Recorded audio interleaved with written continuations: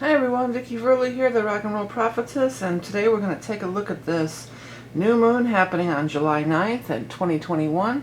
It's occurring at 9:17 p.m. Eastern Time, but times will vary. If you're new to my channel, I'm Vickieverlie. I've been in the metaphysical field for over 30 years. I do psychic or intuitive astrology, tarot, I create decks, write books, do channeling, interdimensional art, whole long list of things. If you're interested in finding out more, you can follow that link below. This is an intuitive astrology report, so we're going to just kind of go with it. I haven't really looked at the chart. I'm going to tune in as I go, and I get a lot of downloads and messages as we go along. So it's not strictly by the book. If you're very rigid about rules of astrology being by the book, I will often pick up things that you may never find in any book. You know, that's how this works. And then secondly, if you're just like, oh, this is just too much mumbo jumbo, what are all these lines and everything? Hang on, because I will be getting psychic messages and downloads as we go through.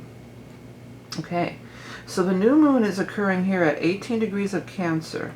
It's when the sun and the moon meet, of course.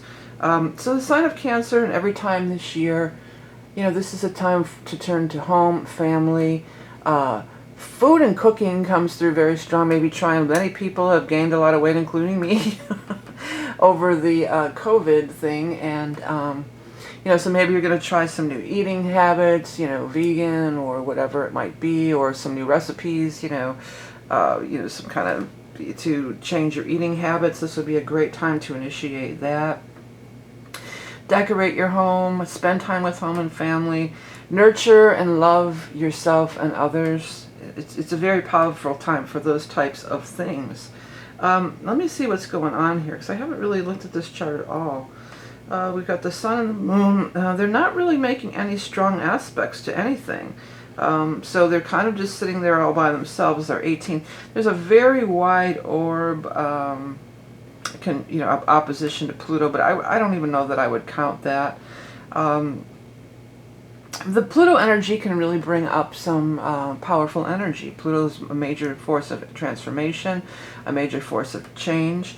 This can be kind of like, in that way, this could be sort of like a check-in, you know, if we count this opposition to Pluto, after all the tumultuous things that have gone on with COVID, and then we've just come through eclipse season and the Mercury retrograde.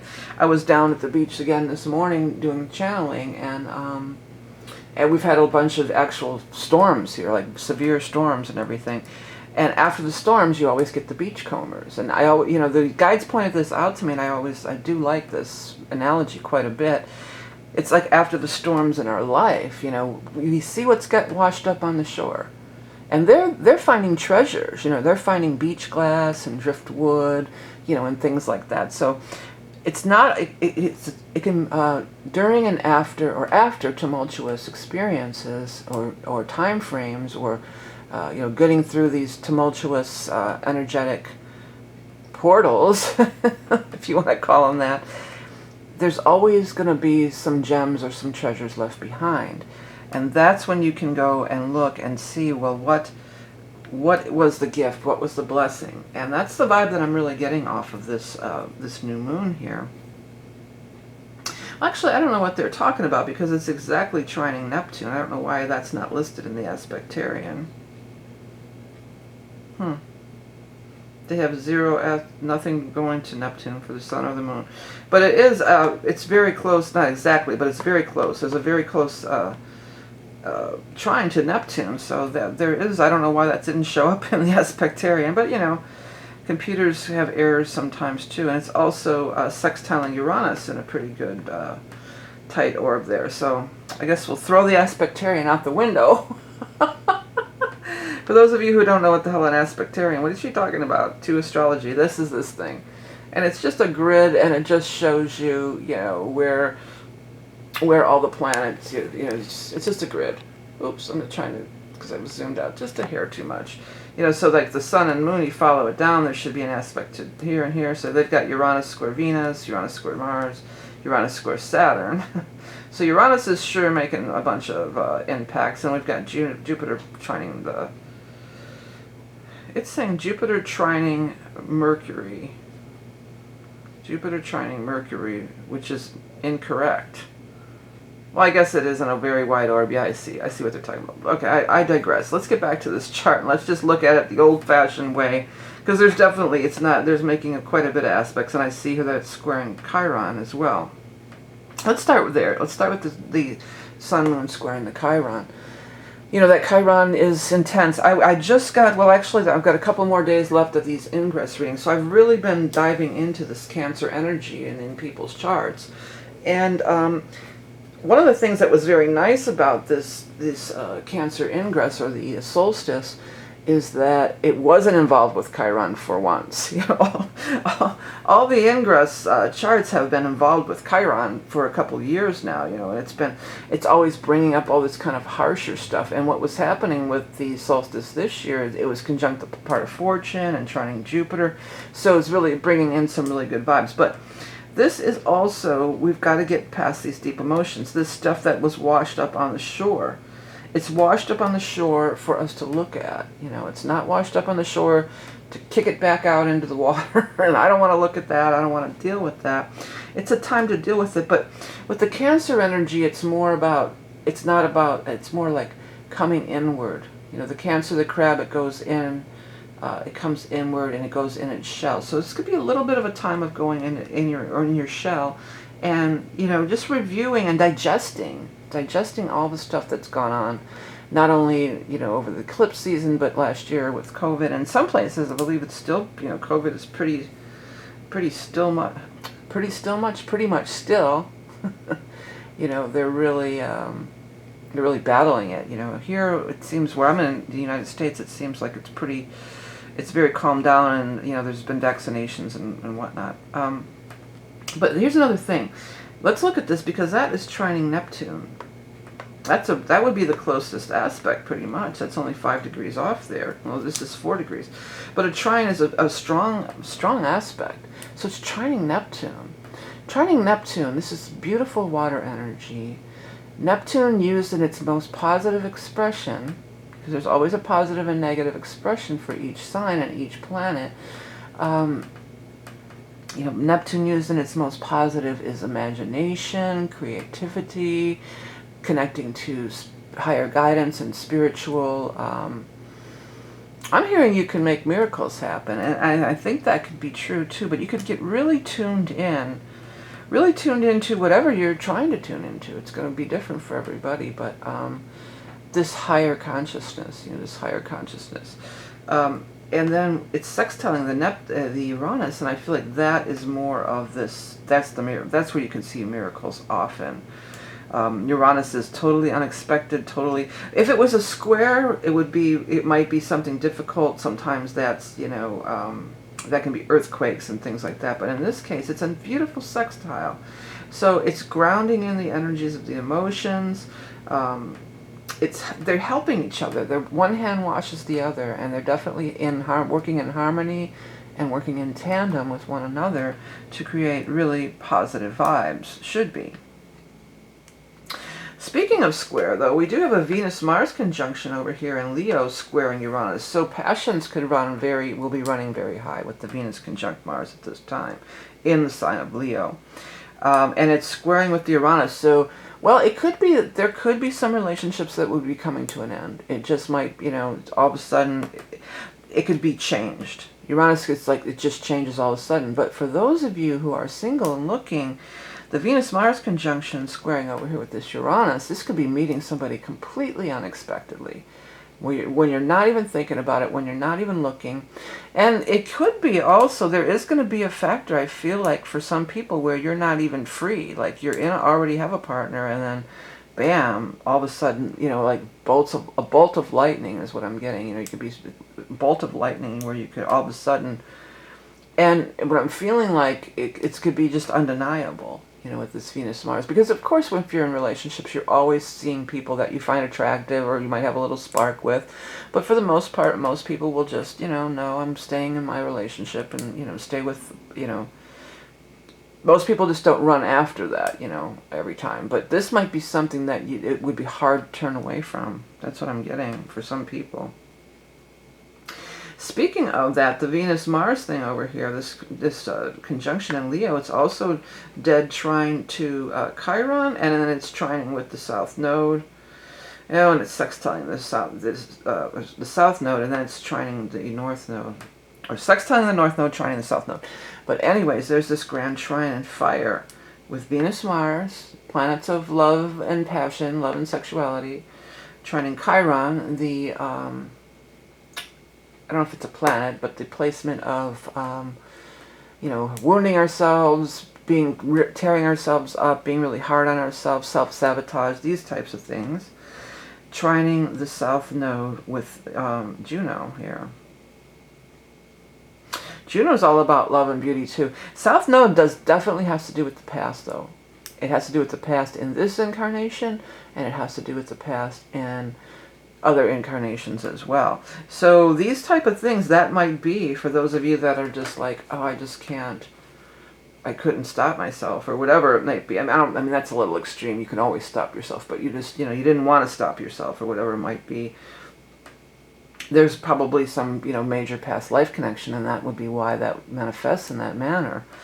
And with Juno, you find them just so beautiful and attractive. The other thing is, with the South Node, it could absolutely be somebody from the past. And I'm not sure with Chiron being involved if it's really a good thing, you know, to hook up with somebody from your past. Or, you know, that could be just an ongoing theme in some people's lives. Well, I don't know what it is. I just can't walk away from them. I just can't resist them.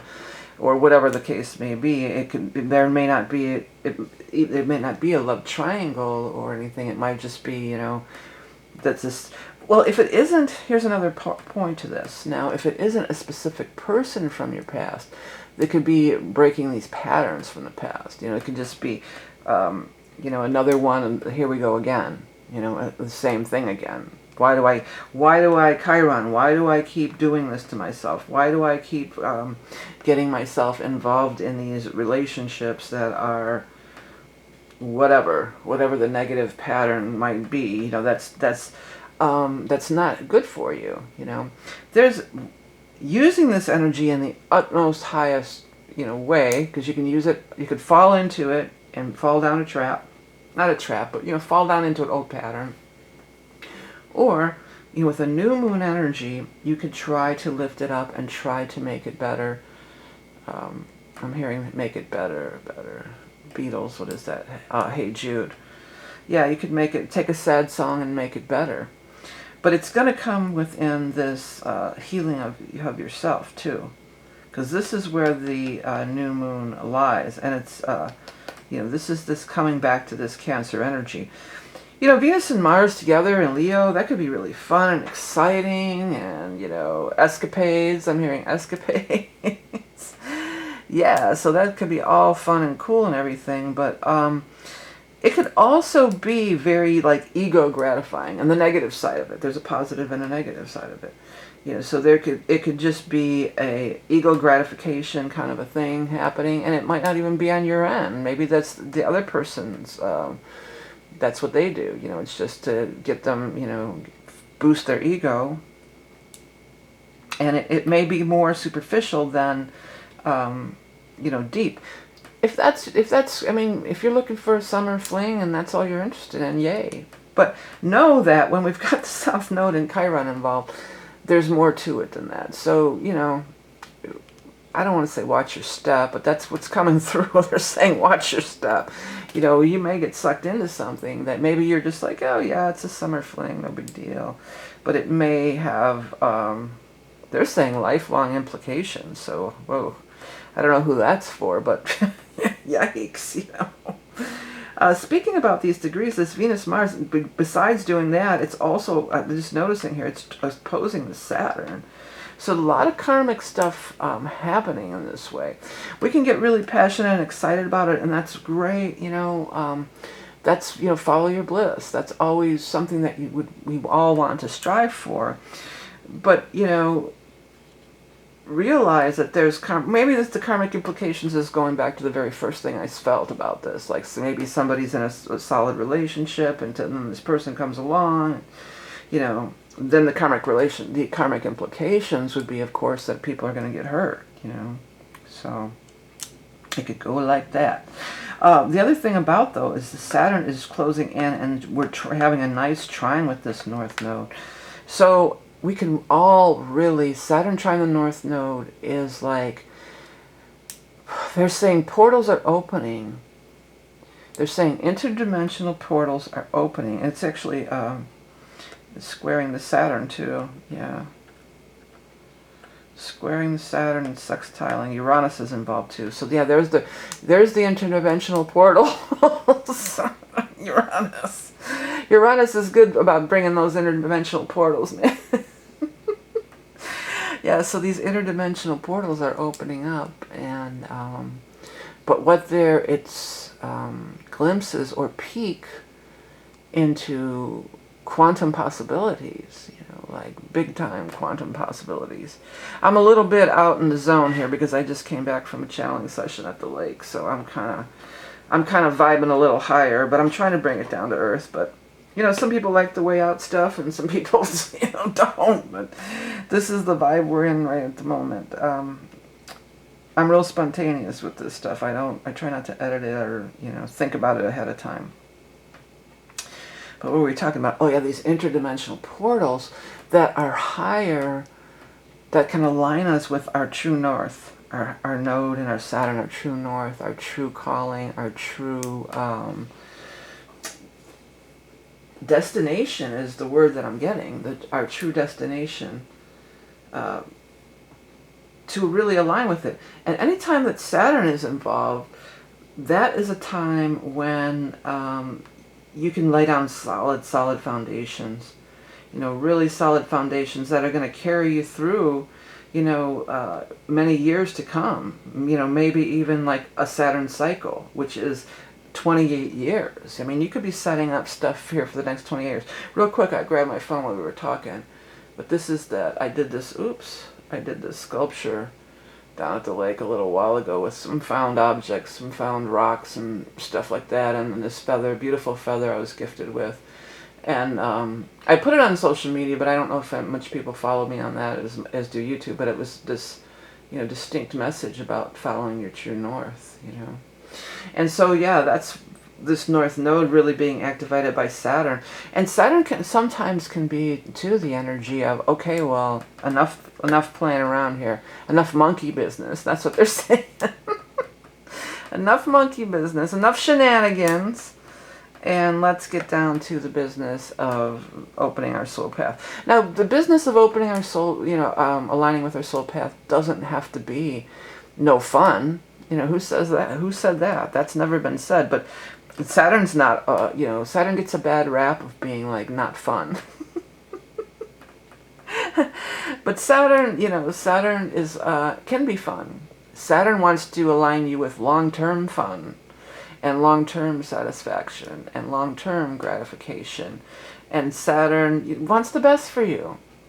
It's, it's like the parent, and these are the rebellious teens. The rebellious teens are going to lie and sneak off and have a crazy adventure, and it's, it's fun, and it's all good times and everything. But then, Saturn's like, you gotta get it together. You gotta be home by midnight. Get your, how's your college entry fee? Not fees. What are those called? The applications going. Think about your future, what's going to be good for you for the long term. And again, if we go back to that first thing about what came through about, possibly somebody, going out or stepping out on their relationship, Saturn's the one saying, hey, do you really want to do this, So I guess Saturn can be a party pooper in a way. I mean, I'm not going to get involved in any kind of moral discussions or anything like that. We have this Gemini here, this Mercury in Gemini at a very high degrees here. And the North Node is also in Gemini. It's squaring the Neptune. Yeah, I'm catching that. So it's squaring up with this Neptune. Well, in its best, it could be really, if you're having a blockage creatively, you could really get into flow. It could remove blockages between the mental mind and the higher self, spiritual thing, and you could get some things come through. that would be the very best expression of it. But it also can be, with this kind of an aspect, sometimes you can just slip up and say the wrong thing. Maybe say the wrong thing, or let something slip that maybe you didn't mean to let slip or talk about. So there could, there could be a little bit of that going on as well. What was I going to tell you about Jupiter? Wasn't there something going on with old Jupiter there? Maybe that's just in the solstice chart. The Jupiter is very strong. It's in a big grand trine.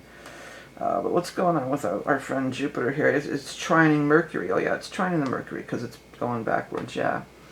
Yeah, you could, that could be good. It could be opening up for good communication. But I'm really picking up more like, be careful think before you speak. You might just spill the beans or let something out that you really, again, you didn't mean to let out. And it's just like, ooh, the cat's out of the bag now. And it could, it could stir up trouble. Because, Venus and Mars is, love traditionally. But this is passion. So passion, turned sideways or turned backwards is like, anger. Things could get overly dramatic with this Venus-Mars thing here. It could be really overly dramatic, overly, things could get blown out of proportion, taken the wrong way. People who like to cause a lot of drama on that, they might be really, really feeling their oats or whatever around this time. That could be a big deal that's happening here. I'm looking, there's also a grand trine on Earth. It's between Pluto. Because when I looked up through the viewfinder for a minute, I just felt like an arrow, like an arrow pointing over here to the Vesta. But it's not everything that's used in traditional astrology, because Pluto is, of course, but then it's really trining these Black Moon Lilith and Ceres down here. And then the third leg of it is trining this Vesta over here. So there's this grand trine on Earth with some of the asteroids. But what it's pointing to for me is this Vesta. And that's very much grounded in the Earth. That's very much a card of abundance. It harkens back, that's not a word I usually say harken, but it relates back to the very essence of this whole chart, which is that new moon energy in Cancer, because Vesta is the home and the hearth. So there's this coming back to the home and hearth, coming back home. That came through loud and clear. Coming back, it's a homecoming. Now, homecoming can take form in a lot of different ways, There's so many different ways it could come back home. It could be, it could be applied. It could be actually, maybe somebody's coming home who's been away and they're back, or you're going back home or something like that. But I feel like they're really talking more about energetically, not so much physical. There could be a physical traveling and going home physically. And for another way this could be is somebody may be, passing over too, because Pluto is involved with death, so they may pass over and be coming home in that way. But really more coming back to home base, coming back to who you truly are, coming back to center. Coming back home to where it feels, we lose our way. We all have these north and south nodes, and that's what I look at a lot in those soul readings for you. We look into other stuff too, Karmic Astrology. But we all have these big plans when we incarnate. Oh, I'm going to go have my incarnation, and I'm going to, knock it out of the park. Yeah, give me more. You put more and more on your plate. Yeah, I can do that. And then you get down here, and it's just like, crap, what the hell? So this Saturn with the node too, this is like coming home to, we all get lost on our way. We all come down here with big ideas, big plans, and it all goes haywire once we actually get into the 3D body. It's like, what the hell is going on in this place? It's nothing like you can really, anticipate. So therefore, we're throwing all kinds of curveballs, and that's part of it anyway. I feel it's part of that's life. That's life. What's that? That's life. Is that Frank Sinatra? I can't get the rest of it. Something about shot down on Monday and picked up in May. I can't get it completely in my head. I believe it's Frank Sinatra, That's Life. But anyway, I don't know. I'm not getting the whole song. If anybody wants to look it up, But don't paste a link in the comments, because what happens is YouTube therefore considers it junk, and I don't always check that. So if you want to take the time to do it, get those lyrics and paste them in the lyrics in. Copy and paste the actual lyrics, not the link to it. Okay. But how did we get off on this? Oh, it was about, aligning with this June and coming back home. Yeah, the homecoming. So coming back home to our true essence, our true reality, our true life plan, our true soul path. That's what can be with this. Because if I stand back and look, everything points to Vesta, and then the new moon is in Cancer. So there's all this extraneous shit going on. There always is, right? There's always all this extraneous stuff going on everywhere. But if we can get in our center, come back home, come back home, come back to center, there's opportunities. The chaos and the different things that might be going on around us, all this crazy passion stuff, it might be a jolt or a push, Uranus, to push us back on track, to push us back to home plate or our home path or our true navigation, because the universe will do that. But we have free will, and we have many of us, and I've been there too. We have strong will. We want what we want, and that can be a Leo thing too. That can be an Aries thing for sure. I want what I want, and that's it. Well, maybe the universe is trying to tell you something. But we get so caught. I mean, I'm guilty. It's not even guilty. It's just how it is. It's a universal law. We all get caught up in what we want, and maybe there's something that we would want even way, way more, that is way, way cooler. But we're so fixated, because this is fixed energy, this Leo stuff, and so is the Saturn. We get fixated on what we want. And Gemini is a mutable sign, but the Gemini energy and Mercury in Gemini, you can get caught in your mind, and you can shut out this beautiful... Those kind of downloads and energy are coming in through Neptune. They're coming in through Uranus. Uranus are like flashes of brilliance, like they'll just come through all of a sudden. But then Neptune is that stuff that's always kind of floating around up there, and you just when we're running, we can't connect with it. It's completely different vibration, a completely different frequency. If there's a lot of noise and chaos and busyness, even just being really busy in our mind, then we can't connect in that. And if you can't, I feel like if I can't connect in that, then I can't get to my center. I can't get to home base. I can't find my way home. Can't find my way home. Can't think of the rest of that one either. It's an oldie. That might be Allman Brothers or somebody, or I can't think of it. All right, I'm kind of out in Neptune land after being at the lake all morning, but I like it. I like being in that energy. I like it a lot better than messing around with code on the computer or whatever else. Trying to troubleshoot some technical issue.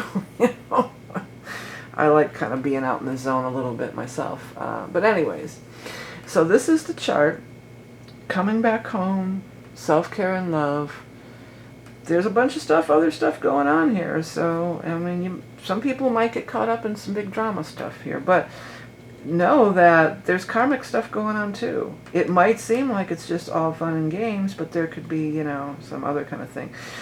That being said, this also could be something that starts out just as fun and games, but then turns into a business or turns into something really solid, that it's aligning you with your path or sparks that interest in you to put you back on track or get you back aligned with your, something that,